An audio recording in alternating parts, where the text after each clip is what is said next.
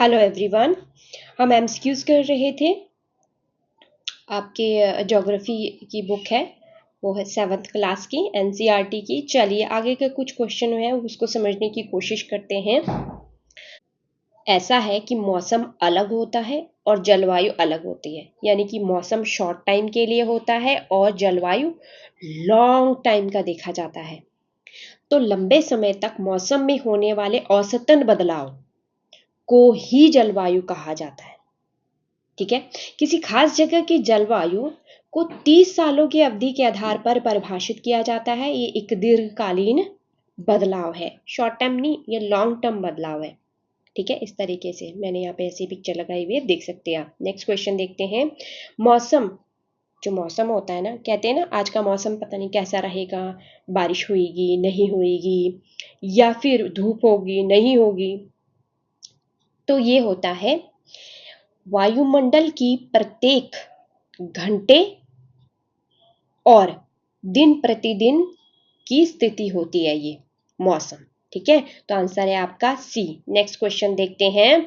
सूर्य के प्रकाश में कौन सी किरणें ऐसी होती है जो पृथ्वी की सतह को गर्म कर देती हैं, यानी कि अर्थ की सरफेस को गर्म कर देती हैं, वार्म कर देती हैं। तो इस घटना को क्या कहा जाता है?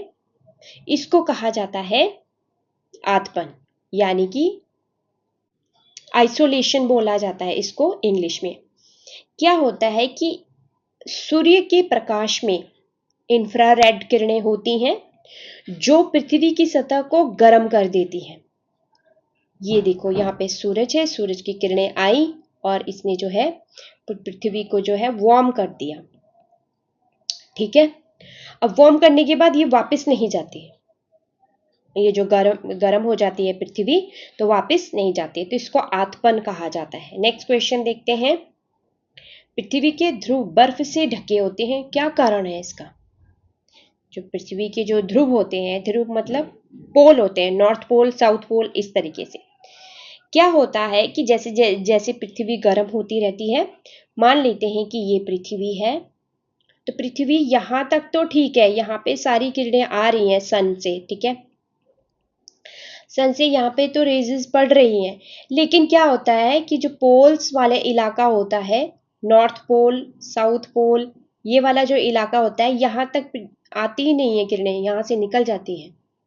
ठीक है, इस तरीके से तो ये ठंडी हो जाती, क्योंकि यहाँ पे किरणें तो आई ही नहीं, यानी इस तरीके से ये वार्म होगा ही नहीं। तो जब वार्म नहीं होगा तो ये ठंडी इलाके ही रहेंगे। ठीक है, इसलिए मतलब ऐसा होता है कि आतपन यानी आइसोलेशन के जो एक किस्म से जो वार्मनेस होती है, गर्माहट होती है, तो वो पहुँचते पहुँचते जो है आतपन की मात्रा अत्यंत कम हो जाती है। इसलिए ध्रुव बर्फ से ढके रहते हैं। समझ आया? नेक्स्ट क्वेश्चन देखते हैं। यदि वायुमंडल का दाब समाप्त हो जाएगा तो हमारा तो अस्तित्व ही भी समाप्त हो जाएगा। लेकिन ऐसा चंद्रमा पर वायुमंडल तो है ही नहीं, तो अंतरिक्ष यात्री कैसे जीवित रहते हैं वहां पे, यानी कि कैसे सरवाइव कर सकते हैं? तो वो है, अंतरिक्ष यात्री जब चंद्रमा पे जाते हैं तो वो एक विशेष प्रकार की पोशाक पहनते हैं। ठीक है, जिससे वे वायुमंडल के दाब के जितना ही कृत्रिम दाब, यानी कि मैन मेड है ये प्रेशर, उनका शरीर अनुभव करता है, इसलिए वो वहां पे सरवाइव कर सकते हैं। तो वहां पे स्पेशल एक सूट होता है उनके लिए। ठीक है, नेक्स्ट क्वेश्चन देखते हैं। गांव की तुलना में शहर का तापमान क्यों ज्यादा होता है और कच्चे भवन बनाने के क्या फायदे हैं? आप यहाँ पे डिफरेंस देख सकते हैं। यहाँ पे हरियाली है, पेड़ पौधे हैं यहाँ पे। ठीक है, देखो छोटा सा घर बना हुआ है, फिर थोड़ी दूरी पे और घर बने हुए हैं, और बहुत दूर दूरी पे बने हुए हैं घर। और यहाँ पे ना घर की जो आकृति है, यानी कि उसका डिजाइन जो है, वो बिल्कुल डिफरेंट है, अलग है ना। छोटे छोटे घर बने हुए हैं, पर लेकिन यही अगर तुलना करें शहरों की, तो इतने बड़े बड़े बिल्डिंग्स हैं, इतनी बड़ी बड़ी जो है मॉल्स बने हुए हैं, और किस तरीके से जो है जब हवा आएगी। ठीक है, आपको जो वायु का चक्र है वो मैंने बताया हुआ है, जाके वीडियो में देखिएगा। वायु क्या होती है, जो गर्म वायु होती है वो क्या करती है, वो उठ जाती है ऊपर, फिर आसपास से जो ठंडी वायु है वो उस जगह को भर देती है। तो यहाँ पे तो आसान होता है, ऐसे जो गांव में रहते हैं या गांव का इलाका जो है वहाँ पे बहुत ठंडा इलाका होता है, ठीक है, वहाँ तो ये आसानी से हो जाते हैं। लेकिन शहरों में क्या होता है कि जो बड़ी बड़ी बिल्डिंगें होती हैं वही ट्रैप कर देती हैं उस गर्म हवा को, फिर वो अवशोषित भी कर लेती हैं, धीरे धीरे धीरे करके जो है वो उन्हीं इमारतों को जो है वो गर्म कर देती हैं। अब उसकी वजह से क्या होता है, तापमान बढ़ जाता है, अब ट्रैप हो जाती है हवा, इसलिए होता है, और ठंडी हवा आने का कोई रास्ता ही नहीं है। ठीक है, तो ये जो साइकिल जो एयर साइकिल है जो, ठीक है, ये यानी है कि वायु चक्र है जो, वो शहरों में जो है वो कम ही होता है, बहुत या फिर स्लो होता है या होता ही नहीं है, क्योंकि वो जगह ही नहीं भरी गई। पर लेकिन गांव में ऐसा नहीं है, ऐसा है फटाफट वायु आई, गर्म हुई, ऊपर उड़ गई, फिर उसके बाद जो आसपास की ठंडी वायु है उस इलाके को जो है वो दोबारा से कूल कर देती है। तभी कहते हैं कि एसी की जरूरत शहरों में है, गांव में नहीं। नेक्स्ट क्वेश्चन देखते हैं। निम्न वायु दाब क्षेत्र यानी कि एयर जो प्रेशर कैसे बनता है, जो मैंने अभी बताया था। निम्न दाब क्षेत्र तब बनता है जब वायुमंडल का दाब आसपास के क्षेत्र से कम हो जाता है, जब अधिक तापमान वाले क्षेत्रों में वायु गर्म होकर ऊपर उठ जाती है और पृथ्वी के सतह के समीप जो है निम्न दाब क्षेत्र बन जाता है। ठीक है, इसको आप ध्यान से पढ़ लीजिएगा, समझ आ जाएगा।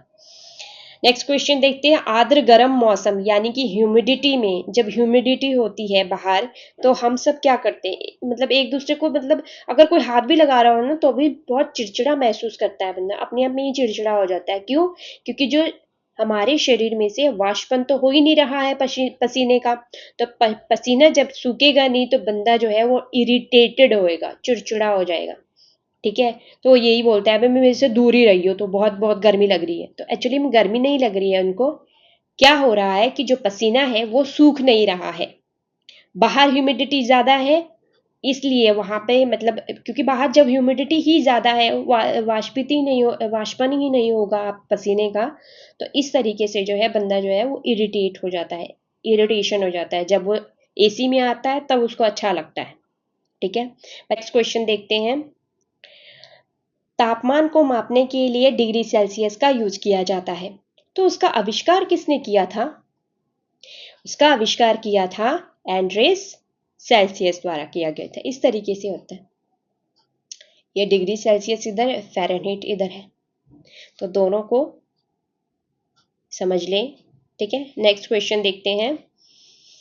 बैरोमीटर जो उपयोग किसके लिए किया जाता है? बैरोमीटर का यूज एटमॉस्फेरिक प्रेशर को मापने के लिए किया जाता है। ठीक है, इस तरीके से होता है। ये बता देता है कि किस तरीके से चेंजेस होंगे, क्या वो ड्राई डे होगा या फिर स्टॉमी होगा, रेन होगा, या चेंजेस होते रहते हैं, है ना। तो इस तरीके से ये जो है एटमॉस्फेरिक प्रेशर बताएगा। अगर मेरा वीडियो आपको अच्छा लगा हो तो लाइक कीजिए, सब्सक्राइब कीजिए और शेयर भी कीजिए। Thank you everyone, stay blessed, जय हिंद।